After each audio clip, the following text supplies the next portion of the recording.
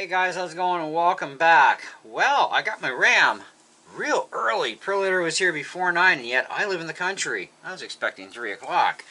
So, some of you may recognize this, some of you may not, but this is my 2012 Macbook Pro that I bought recently from the Hawk Shop. And it came with 8 gigs of RAM, but turns out it's the wrong speed. I don't know what people are thinking when they do this stuff. There's a reason why they have specific speeds of RAM.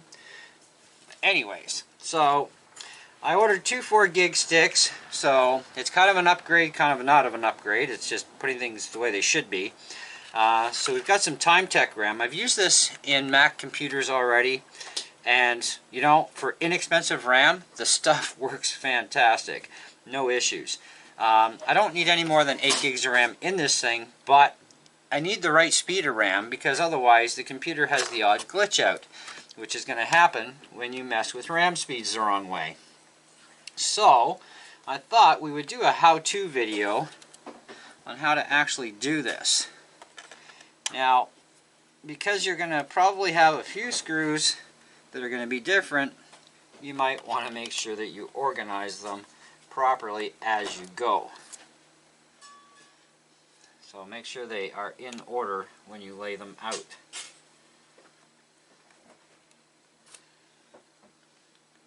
So we have 3 long ones here. This is the back of the laptop and 1 short one there. Now obviously if you try and put a long one into a short hole, it ain't gonna go. But if you go the other way, well, you're gonna need a magnet.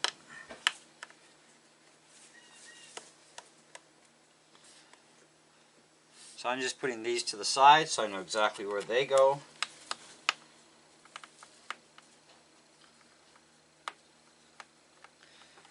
Now the screwdriver that you use is a Phillips screwdriver.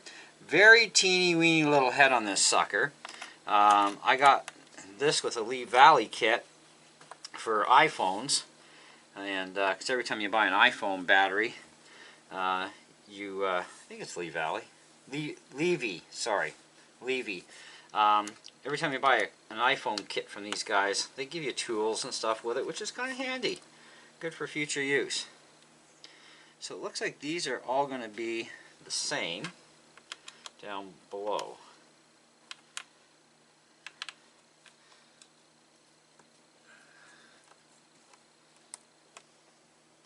Alright, so got all of our screws out. Make sure your Mac is powered off, by the way, so give it some good anesthetic by shutting it down. Looks like we've got a little bit of dust in here, not too bad. So we do have a mechanical hard drive. Eventually I will be upgrading that because yeah, they're slow. So, oh, somebody put OWC RAM in here. That's the expensive stuff. Well, you're supposed to do these in matched sets, but you're also supposed to do the right speed. I did check for OWC RAM in order to bring this thing to 16 gigs, because Apple only supports 8 gigs with 1600 megahertz RAM. But OWC is one of, I think about 3 other companies you can use their RAM specifically from them, but it still has to be 1600 megahertz RAM. Somebody put in 1333, and that's the wrong speed. So I think I'll just sell that back to the Hawk Shop because these are really expensive. Anyways, I'll price it out on Amazon before I go down there. So let's take out our TimeTech RAM here, and we'll get this going.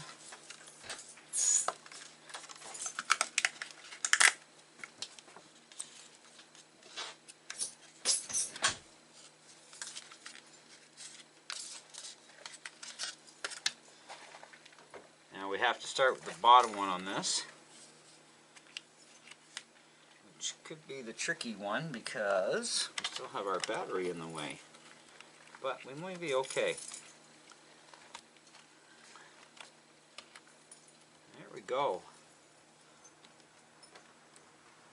So yeah, we can just pop that and cool. We don't have to remove the battery. That's awesome. And then we just rock that into place. and clip her down, and that's it. So while you're in here, if you've got dust bunnies, check for them, get rid of them. Looks like we're pretty clean in here. So, and this battery has been recently changed. It only has 200 cycles on it. So somebody at least replaced the battery before I even got it. So that was good.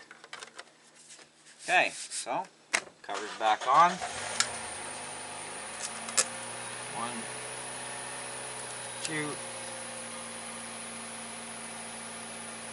3, and 4.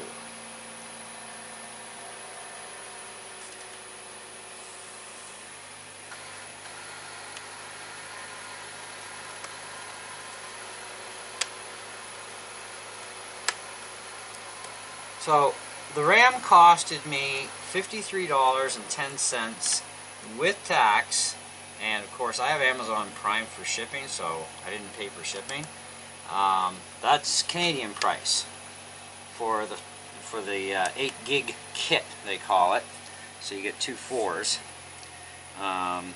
but you can actually get 2 8s. The OWC RAM is about $160 Canadian, roughly, for the 16 gig kit, and that's for the same speed. It has to be 1600 megahertz. This thing will run on the stick that they put in, which is a 1333, but what happens is after your Mac has been sitting there doing stuff for a while, like running the screensaver, or maybe you've decided, oh, I want to do a video. Well, even after having the camera on for a couple of minutes, what would happen would be it would start to fart and glitch and fart and glitch, and like, this is not acceptable.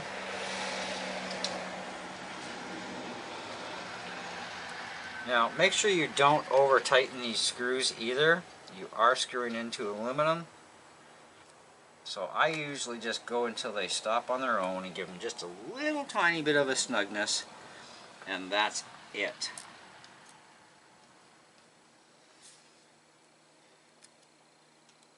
And these screws are very tiny.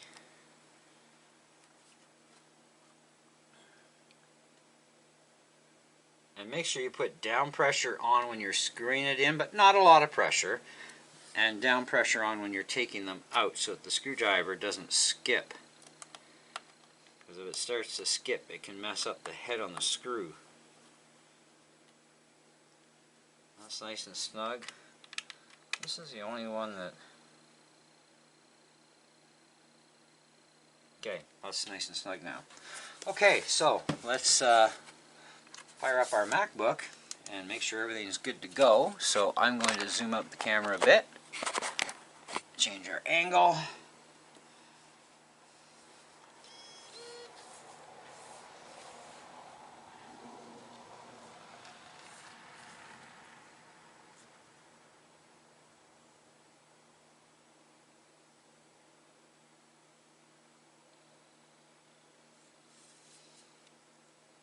Booting into Windows. I last had Windows running on this thing, so we'll have to restart into the Mac OS.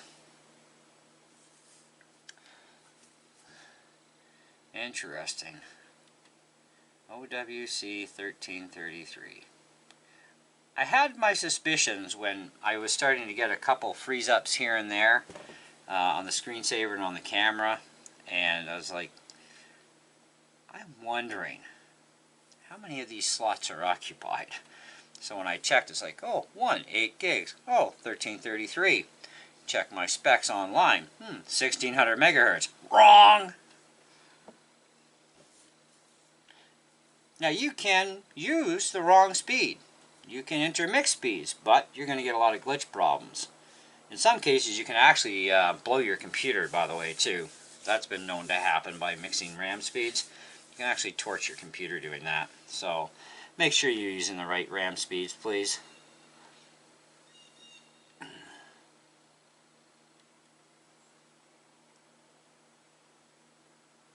Okay, so I need to sign into this thing.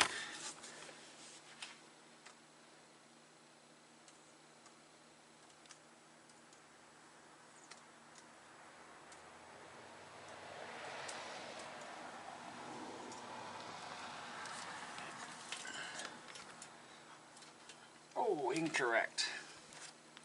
Okay, well, you know what? Let's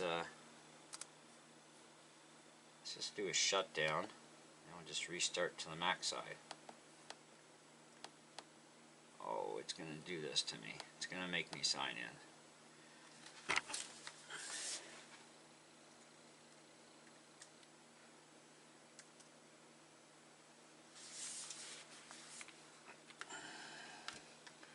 Okay, so to get back to our Mac side, fire up Boot Camp.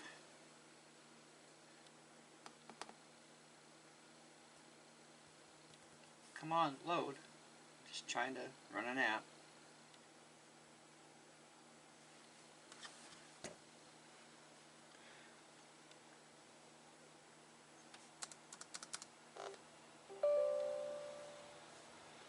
Yes, I want it to make changes to my device,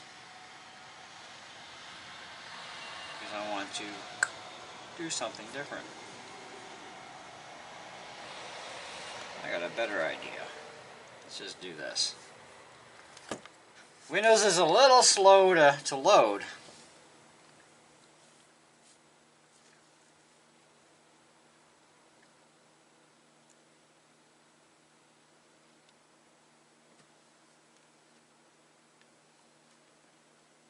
Shutting down, shutting down. My patience is not there today, sorry guys. I'm just gonna do a hard shutdown. Hold down Option key.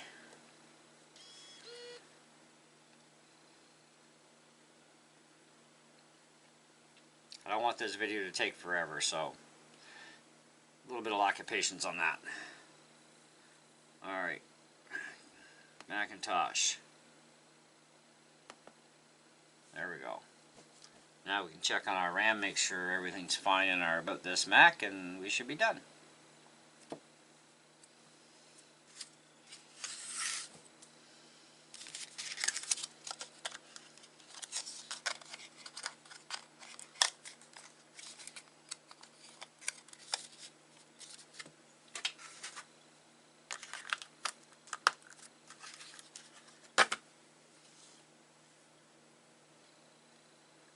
Now, I know some of you are going to say, but Kev, you don't do any safety precautions like ground straps and all that. No, of course I don't. I've never done it. And I've never had a problem. And I don't have to worry about static electricity. I've already dealt with that issue. Anyways, because I know there are some people out there that are real freakazoids when it comes to ground straps and working on computers and all that. I'm sorry, I'm just not like that. I've never been like that. Okay, so we got our Mac back online. About This Mac.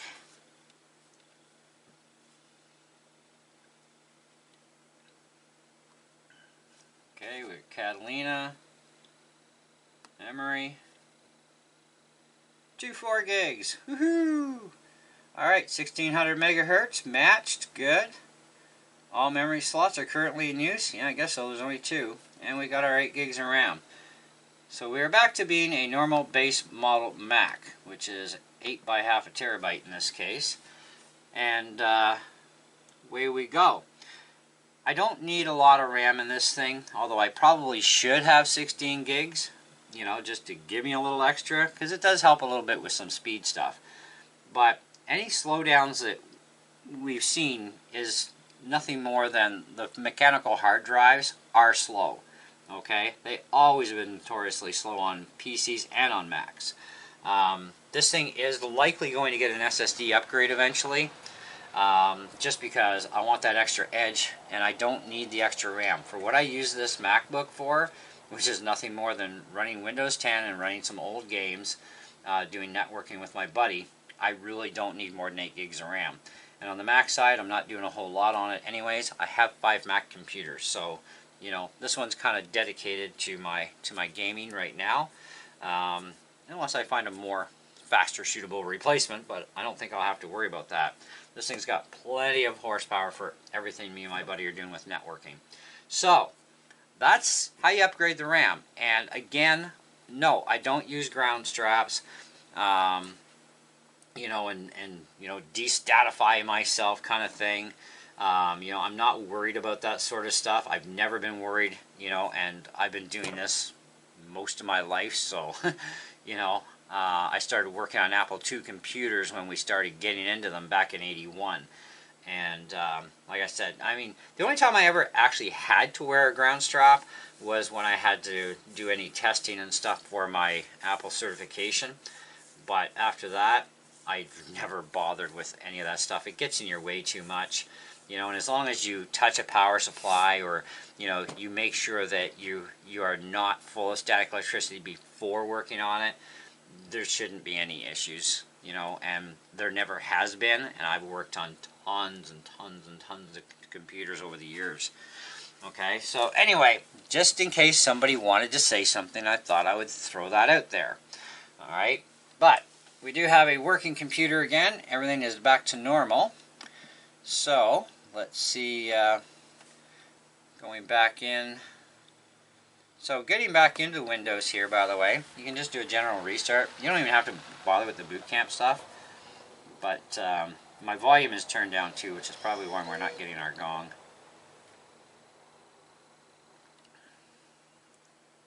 So just hold down the Option key, and then you get a choice between Windows and Macintosh OS. And if you want to connect to your network, which I do not. Now I do have Windows 10 in here too, so. And then we start booting into the Windows 10 side. That's pretty simple, you know. I like using the Option key as the shortcut instead of going into my startup device, and then I got to type in my password to unlock, and then I choose Windows, and then this saves so many steps using your Option key. You know, it's just fantastic. So, but that is that. That is our basically upgrade, or back to putting things to factory spec. So if you're going to be upgrading the RAM, make sure you definitely get the right speed of RAM. So whatever your Mac supports, that's what you put in. And the fastest way to find that out is in the About Mac thing, but that's not going to be a reliable source, apparently, when you're buying a used Mac, because somebody could have thrown in the wrong RAM. So you need to actually type in the early, mid, or late spec, your model year, what Mac it is, a Mac or a MacBook or a Mac Pro or iMac or what have you, okay, and type in the word specs in your Google search. So for, as an example, mid 2012 MacBook Pro specs. Just like that in Google. It's all you need. Go down the list till you come to everymac.com link. Click on it. It's going to tell you the RAM speed, which is 1600 megahertz. There are no exceptions. You are not to use anything faster or slower. Okay.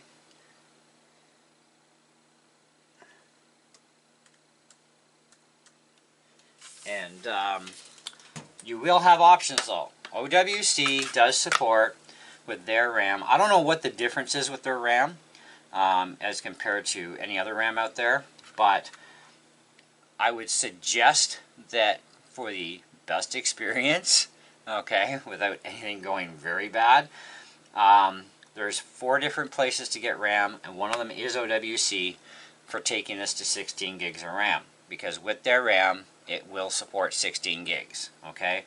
It's the same as a lot of the iMacs that maxed out at 32 gigs.